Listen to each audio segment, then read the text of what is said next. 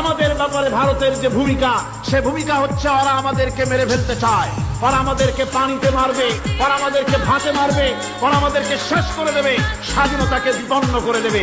এজন্য আজ এই বিশাল জনসমুদ্রের কাছে প্রশ্ন করি, যদি প্রয়োজন হয় আমাদের চির দুশ্মন ভারতের বিরুদ্ধে যদি লড়াইয়ের প্রয়োজন হয়, তোমরা সবাই প্রস্তুত থাকবে।